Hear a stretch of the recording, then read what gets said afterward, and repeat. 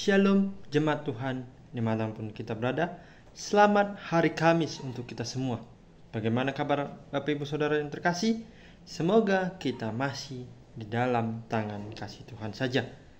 Pemberitaan firman Tuhan kita pada hari Kamis ini terambil dari Lukas 15 ayat yang ke-11 sampai dengan 32. Lukas 15 ayat yang ke-11 sampai dengan 32 dengan judul perikop perumpamaan tentang anak yang hilang. Begini firman Tuhan. Yesus berkata lagi, ada seorang mempunyai 2 anak laki-laki. Kata yang bungsu kepada ayahnya, Bapa, berikanlah kepadaku bagian harta milik kita yang menjadi hakku. Lalu ayahnya membagi-bagikan harta kekayaan itu di antara mereka. Beberapa hari kemudian, anak bungsu itu menjual seluruh bagiannya itu, lalu pergi ke negeri yang jauh. Di sana ia memboroskan harta miliknya itu dengan hidup berfoya-foya. Setelah dihabiskannya semuanya, timbullah bencana kelaparan di dalam negeri itu, dan ia pun mulai melarat. Lalu ia pergi dan bekerja pada seorang majikan di negeri itu. Orang itu menyuruhnya ke ladang untuk menjaga babinya. Lalu ia ingin mengisi perutnya dengan ampas yang menjadi makanan babi itu, tetapi tidak seorang pun yang memberikannya kepadanya. Lalu ia menyadari keadaannya, katanya, betapa banyaknya orang upahan bapakku yang berlimpah-limpah makanannya, tetapi aku di sini mati kelaparan. Aku akan bangkit dan pergi kepada bapakku dan berkata kepadanya, Bapa, aku telah berdosa terhadap sorga dan terhadap Bapa. Aku tidak layak lagi disebutkan anak Bapa, jadikan aku sebagai salah seorang upahan Bapa. Maka bangkitlah ia dan pergi kepada bapaknya. Ketika ia masih jauh, ayahnya telah melihatnya. Lalu tergeraklah hatinya oleh belas kasihan. Ayahnya itu berlari mendapatkan dia, lalu merangkul dan mencium dia. Kata anak itu kepadanya, Bapa, aku telah berdosa terhadap surga dan terhadap Bapa. Aku tidak layak lagi disebutkan anak Bapa. Tetapi ayah itu berkata kepada hamba-hambanya, lekaslah bawa kemari jubah yang terbaik, pakaikanlah itu kepadanya, dan kenakanlah cincin pada jarinya dan sepatu pada kakinya. Dan ambillah anak lembu tambun itu, sembelihlah dia, dan marilah kita makan dan bersuka cita. Sebab anakku ini telah mati dan menjadi hidup kembali. Ia telah hilang dan didapat kembali. Maka mulailah mereka bersukaria. Tetapi anaknya yang sulung berada di ladang, dan ketika ia pulang dan dekat ke rumah, ia mendengar bunyi seruling dan nyanyian tari-tarian. Lalu ia memanggil salah seorang hamba dan bertanya kepadanya, apa arti semuanya itu?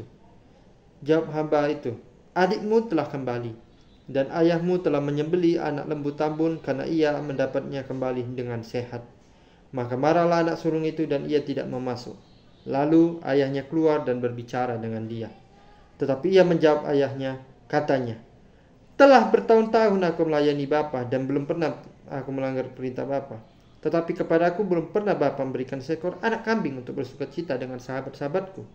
Tetapi baru saja datang anak Bapa yang telah memboroskan harta kekayaan Bapa bersama-sama dengan pelacur-pelacur. Maka Bapa menyembelih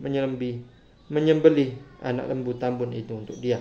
Kata ayahnya kepadanya, anakku, engkau selalu bersama-sama dengan aku, dan segala kepunyaanku adalah kepunyaanmu. Kita patut bersuka cita dan bergembira karena adikmu telah mati dan menjadi hidup kembali. Ia telah hilang dan didapat kembali. Sejauh ini pemberitaan firman Tuhan. Berbahagialah orang yang mau mempraktekkan, melaksanakan firman ini dalam kehidupannya sehari-hari. Haleluya. Sekali lagi saya menyapa kepada kita semua, Shalom dan selamat hari Kamis untuk kita semua. Firman Tuhan kita pada hari Kamis ini mengangkat tema kasih tanpa syarat. Sekali lagi, kasih tanpa syarat. Bapak Ibu Saudara yang terkasih di dalam nama Tuhan kita Yesus Kristus. Kalau kita lihat di dalam Injil Lukas kali ini berbicara tentang anak bungsu yang hilang. Nah, tetapi sebelum kita menjauh berbicara tentang kisah ini, kisah Lukas ini, Bapak Ibu Saudara yang terkasih, ditulis oleh seorang bernama Lukas. Jadi Lukas ini adalah seorang tabib ataupun dokter. Dia bukan seorang yang luar biasa, dia bukan seorang penginjil, tetapi dia menuliskan ini sebagaimana dia memiliki latar belakang seorang dokter. Tetapi kalau kita lihat kitab Injil Lukas ini ditujukan kepada seseorang yang bernama Theophilus. Jadi Theophilus diambil dari bahasa Yunani, terdapat dua kata. Yang pertama, Theo, ataupun artinya adalah Allah. Lalu Filius yang dikatakan artinya adalah yang diutus. Jadi Theophilus artinya adalah seseorang yang diutus Allah. Jadi Bapak Ibu Saudara yang terkasih, kisah dalam perumpamaan tentang anak yang hilang diumpamakan oleh Yesus menggambarkan banyak sekali pelajaran yang harus kita pelajari dalam hal ini. Kita harus mengamati. Tadi kan dalam kisah ini anak bungsu meminta kekayaan kepada ayah bapaknya, kepada ayah atau bapaknya. Dan ketika dia menerima kekayaan itu, dia pergi meninggalkan bapaknya dan sanak keluarganya yang ada di rumah. Dia pergi berfoya-foya, dia menghaburkan kekayaannya itu. Tetapi tidak lama ketika kekayaannya itu habis, uangnya itu habis, dia merasa bahwa aku sudah bersalah.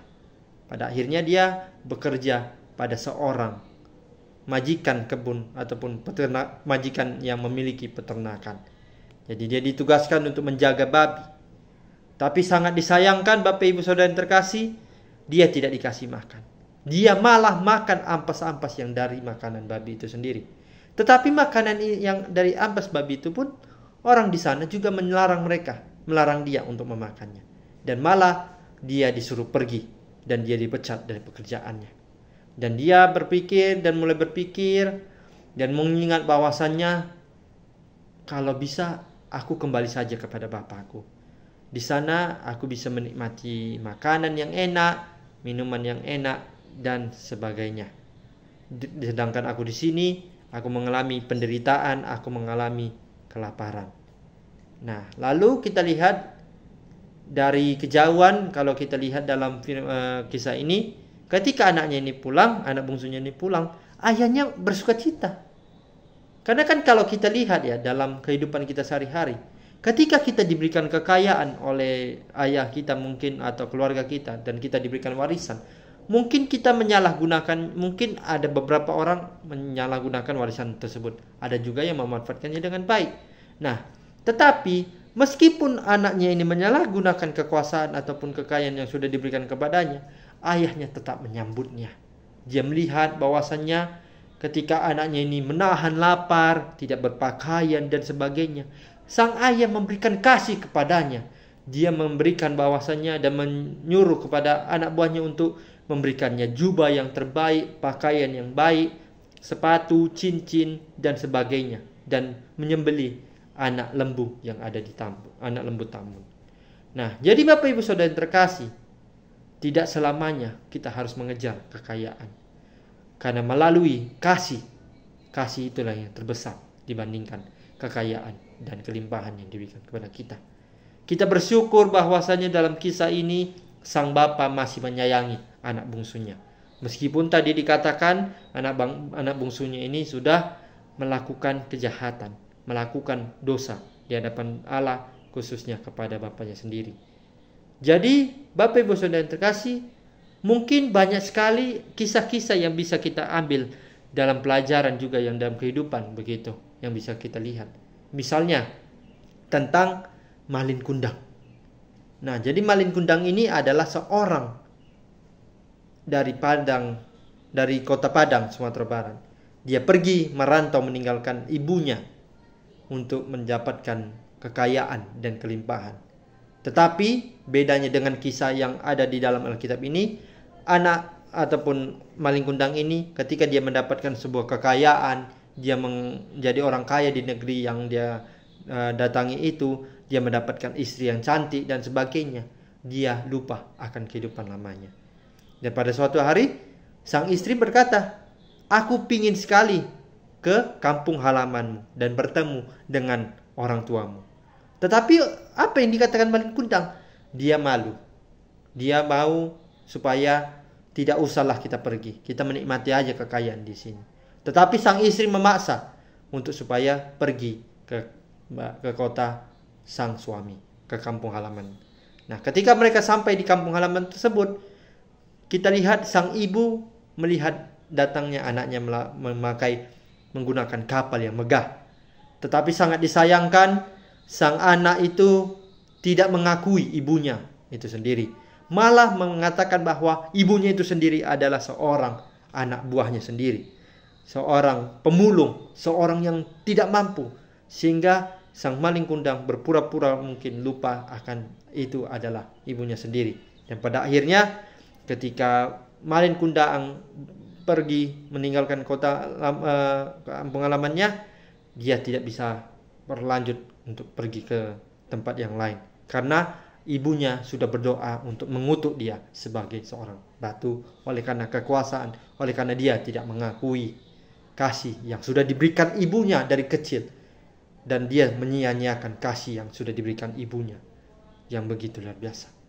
Jadi Bapak Ibu Saudara yang terkasih, dari kisah yang tadi kita lihat dari perumpamaan anak hilang, di sini kita bisa lihat kasih Allah itu tetap mengalir kepada anaknya. Meskipun tadi anaknya itu melakukan dosa dan sebagainya. Dan kisah tentang maling kundang, ibunya itu sendiri sudah pasrah dan sudah sangat-sangat menangis karena sang maling kundang tidak mengakui ibunya yang sudah membesarkannya. Maling kundang sendiri juga tidak mengakui akan kasihnya. Jadi Bapak Ibu Saudara yang terkasih di dalam nama Tuhan kita Yesus Kristus, untuk apa kita mengejar kekayaan? Untuk apa kita mengejar yang namanya kekuasaan? Dalam firman Tuhan kali ini, meskipun tadi di akhir anak sulungnya ini sangat iri kepada bapaknya dan kepada adik bungsunya, tetap ayahnya itu tidak membeda-bedakan. Karena ayahnya mengatakan bahwa apa yang sudah aku punya itu juga menjadi punyamu. Jadi semua sama rata. Kita harus mencontoh seperti yang diceritakan oleh Tuhan dalam perumpamaan tentang anak yang hilang. Kita sebagai manusia, kita hargai kasih yang sudah diberikan Allah Bapa kepada kita. Kita jangan menjadi orang yang egois. Kita jangan meminta warisan dengan begitu banyak. Dan pada akhirnya mungkin kita menyalahgunakannya dengan cara yang salah. Untuk itu, Bapak Ibu Saudara yang terkasih, melalui tema kita tadi, kasih tanpa syarat, membuktikan bahwa penyertaan Tuhan sungguh luar biasa kepada kita. Melalui kisah ini, kita bisa belajar bahwa hidup kita harus tetap terus mengandalkan Tuhan saja dalam diri kita. Dan menjadi aplikasinya adalah kita harus memberikan kasih kepada banyak orang seperti Tuhan telah mengasihi kepada kita. Untuk itu, Bapak Ibu Saudara yang terkasih di dalam Tuhan kita Yesus Kristus, kita beruntung mempunyai Allah yang begitu luar biasa. Dia memberikan kasih-Nya kepada kita tanpa syarat. Dia rela berkorban untuk menebus dosa kita di kayu salib. Jadi, Bapak Ibu Saudara yang terkasih, mari kita refleksikan dan kita maknai firman Tuhan pada hari ini dan jadikan diri kita untuk tetap terus berserah penuh kepada Tuhan saja. Dan yakinkanlah diri kita, karena melalui Tuhan hidup kita lebih berarti, hidup kita bisa dijaga oleh Tuhan selalu, dan yang terutama kita harus tetap mengandalkan Tuhan selalu. Amin. Tuhan Yesus memberkati.